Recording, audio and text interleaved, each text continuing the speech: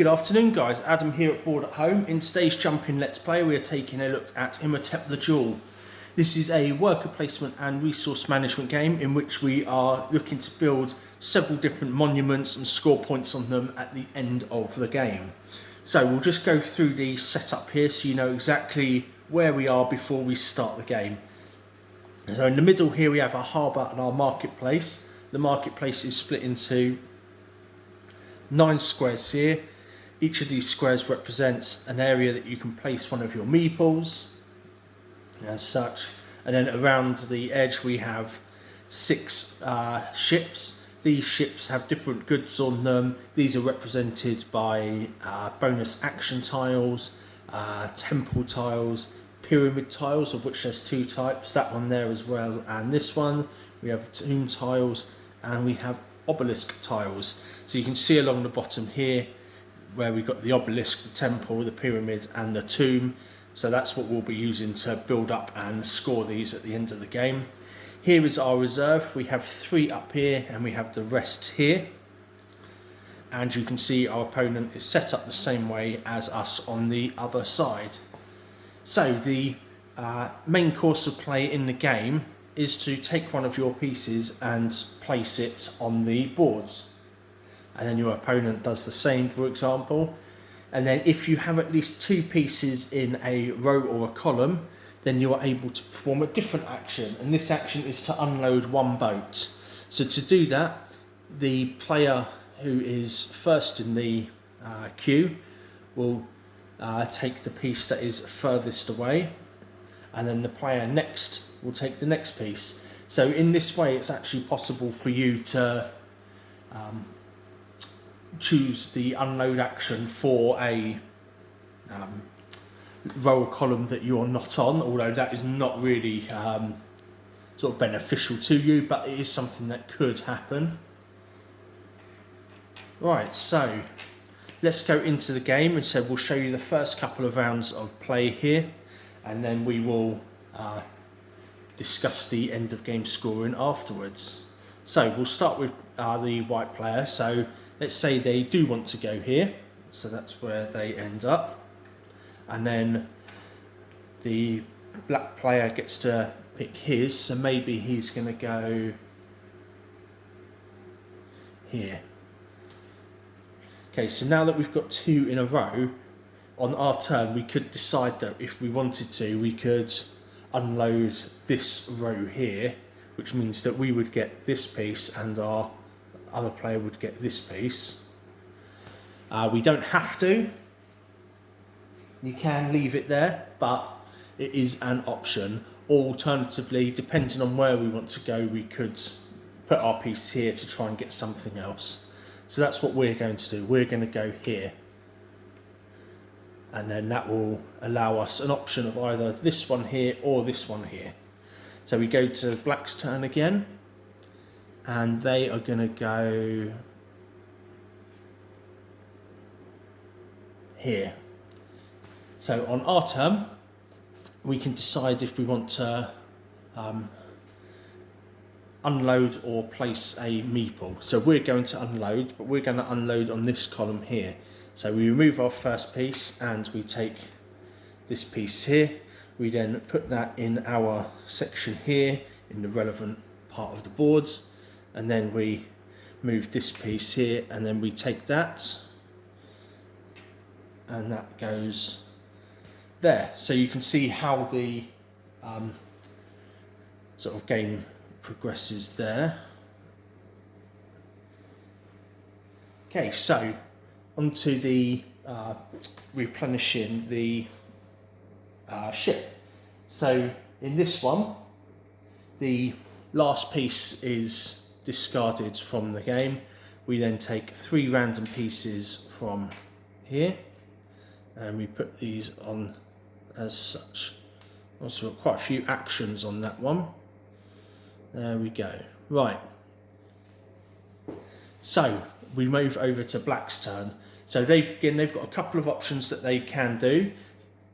They can decide to activate this column, or they may decide to continue placing their pieces around here. So that's what they're going to do. They're going to place a piece here, and then we move back to white. So white is going to go, let's say,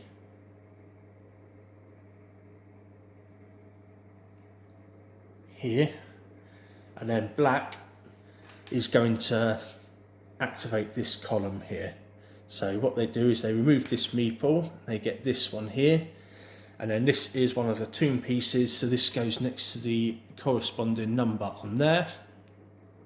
They then remove the next piece and they take this one here, and that one then goes on their pyramids.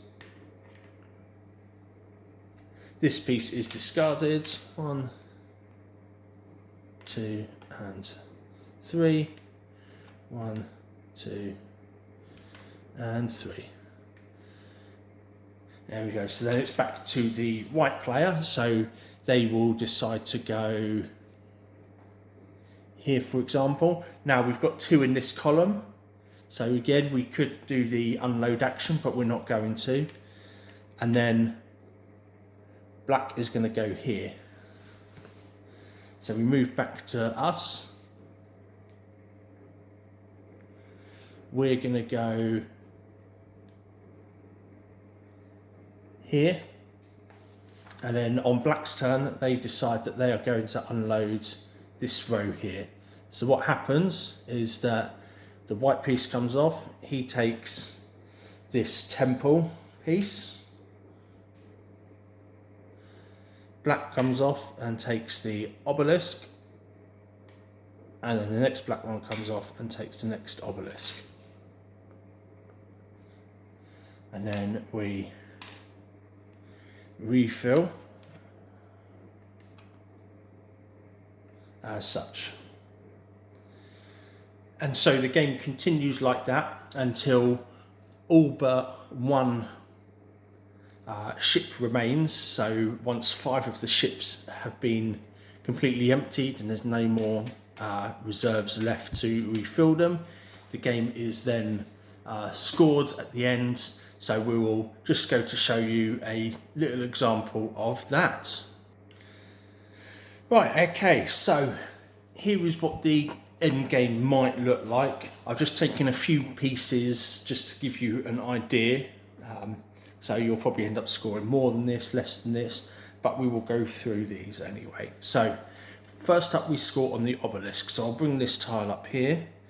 You see here the obelisk, you score 1 point for each obelisk token. If you have the most, you score 6 points. So we would score 3 there. If we happen to have the most, that would then score us 9 points in total. The next one is the temple. So you can see here, each circle symbol scores you 1 point. So if we just take a look through what we've got here, we've got 4, 5, 6, 7, 8, 9. So we score 9 points on that. Here we have the pyramids, so we'll show you on this one.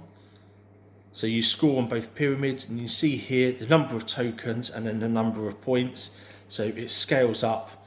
The more you have, and if you have a complete pyramid, you get the maximum points there. So what we've got here on this pyramid, we only have 2, so we score 3 points on that one. This one here, we have 4, which means we score 10 points on that one. Finally, we have the tombs. So here you can see we score for every group of connected tokens.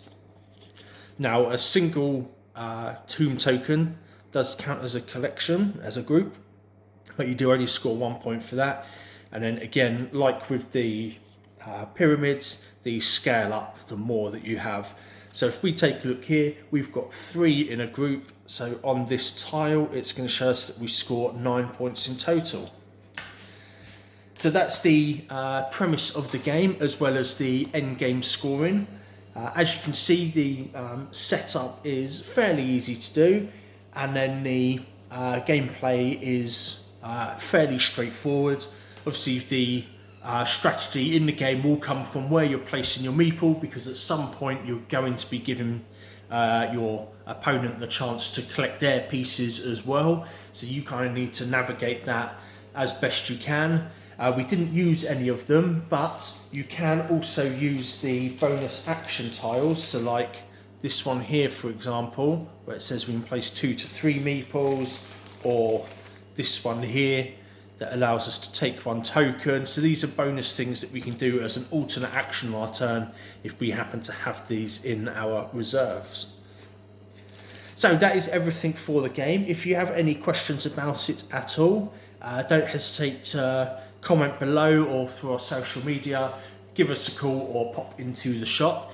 If you like the look of that game and you want to give it a go, it is in our library. We also have plenty of stock of it upstairs in the shop as well. So if you want to have a copy to take home, we do have it in stock currently. That is all for today, guys. I hope you enjoyed, and we'll see you in the boardroom.